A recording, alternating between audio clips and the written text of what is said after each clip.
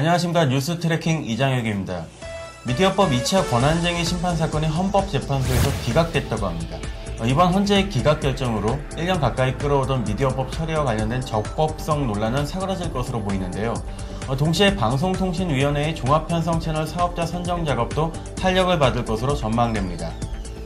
최근 정부가 교통선진화 정책으로 추진하고 있는 버스 중앙차선이 교통 혼잡 및 사고를 유발한다는 지적이 많은데요.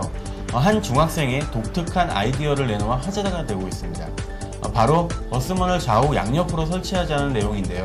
버스 좌우에 출입문을 설치하면 중앙차로 양쪽에 각각 상하행선 버스 정류장을 만들 필요가 없이 하나의 버스 정류장만 설치해도 양방향 버스가 함께 이용할 수 있다는 거죠. 정말 괜찮은 아이디어 같은데요. 관계부처도 관심을 가져줬으면 좋겠습니다. 다른 사람이 자신의 주민등록번호로 게임 아이디를 만들어 이용하고 있다면 기분이 어떨까요? 게임문화재단이 이 같은 고민을 덜어주기 위해서 간단한 정보 입력만으로 자신이 가입된 사이트를 알려주는 게임 이용 확인 서비스를 선보였습니다. 공식 홈페이지에서 이름과 주민등록번호 그리고 인증 과정만 거치면 가입 여부를 파악해 자신의 개인정보 유출을 확인해 조치할 수 있다고 합니다. 한번 꼭 확인해 보시는 게 좋겠네요. 아이폰을 3D 입체 영상 기기로 만들어주는 액세서리가 등장해 화제가 되고 있습니다. CNN뉴스는 지난 22일 작은 박스 형태의 액세서리로 아이폰 아이팟에 장착해 특수 안경 없이 3D 영상을 볼 수 있는 i3DZ 팜톱 시어터를 소개했는데요. i3DZ 팜톱 시어터는 미디어 아티스트 지츠로 마세가 지난 9월 아르스 일렉트로닉 페스티벌에서 선보여 호평을 받은 아이디어 제품이라고 합니다. 반투명 거울 3개를 이용해 영상이 3D로 보이도록 만들어준다네요.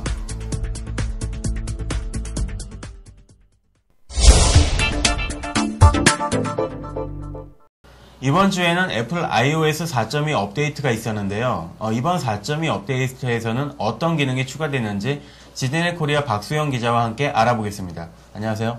안녕하십니까. 지디넷 코리아 박수영 기자입니다. 네, 이번 주에 그 애플 4.2 업데이트가 바로 이게 진행이 됐는데 예. 어떤 기능이 더 추가됐는지 한번 알려주시기 바랍니다. 네, 애플은 22일 현지 시간으로 아이폰, 아이팟 터치, 그리고 아이패드에서 사용되는 운영체제의 최신 버전인 iOS 4.2를 발표했습니다.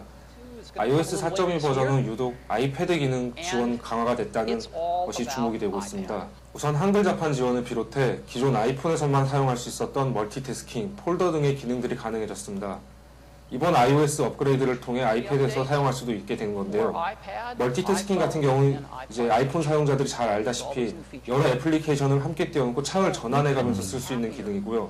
폴더 기능도 이제 아이폰에서 쓸 수 있었던 애플리케이션을 폴더로 정리해 홈 화면을 깔끔하게 정리할 수 있는 기능입니다. 그간 아이패드에서는 안 됐는데 이번 4.2 업데이트로 이런 기능들이 가능해졌습니다. 또 이제 일반 사용자가 아닌 업무용 사용자들, 비즈니스 사용자들이 아이패드를 이용하게 쓸 수 있게 됐습니다. 오피스 스위트 애플리케이션인 iWorks가 이번 업데이트로 가능해졌는데요. 업무용 어플리케이션으로 만들어진 서식 안에서 편집과 수정이 가능합니다. 예, 잘 들었습니다. 4.2 업데이트에서는 뭐 다양한 기능이 이렇게 나오고 있는데 혹시 뭐 다른 또 독특한 기능이 따로 있을까요? 예, 지금 일반 사용자들이 가장 호평을 하고 있는 것은 이제 에어 프린트 기능입니다. 무선랜을 이용해 프린터와 연결해 무선으로 출력을 할 수 있는 건데요. 이전까지 아이패드나 아이폰 단말기는 프린터 포트가 없어서 윈도우가 설치된 노트북처럼 손쉽게 문서를 인쇄할 수 없었습니다. 이제 에어 프린트 기능은 아이폰이나 아이패드 등에서 프린트를 통해 원하는 내용을 출력할 수 있는데 현재는 휴대패커사의 10개 기종에서만 지금 가능한 기능입니다. 그러면은 뭐 앞으로 그 프린터 종류는 계속 늘어나는 건가요? 예, 발표 당시 애플은 향후 기종을 추가할 것이라고 밝혔습니다. 이제 에어 프린트 기능으로 더 이상 문서 출력을 하기 위해서 케이블을 연결하고 소프트웨어를 설치한 수고로움을 덜 할 수 있게 됐습니다. 네, 아주 편해지겠네요. 혹시 뭐 다른 또 기능도 있을까요? 예, 아이패드 중심으로 많은 기능이 추가됐고 100가지 정도의 기능이 추가된 걸로 알려져 있습니다. 근데 한국에서는 또 쓸 수 없는 서비스가 있는데 그게 주목되고 있습니다. 파인드 마이 아이폰이라는 서비스인데요. 이 기능은 예전 모바일 및 유료 사용자에게 제공됐던 위치 추적은 물론 원격으로 데이터 삭제까지 할 수 있는 서비스입니다. 하지만 한국에서는 국내법상 지리정보를 해외에서 서비스할 수 없다는 법 규정 때문에 한국에서는 서비스가 어려울 것으로 보입니다. 네, 말씀 잘 들었습니다. iOS 4.2 업데이트에 대해서 지디넷 코리아 박수영 기자님과 함께 이야기를 나눠봤습니다. 수고하셨습니다. 고맙습니다. 네, 이상으로 뉴스 트래킹 이장혁이었습니다. 시청해주셔서 감사합니다.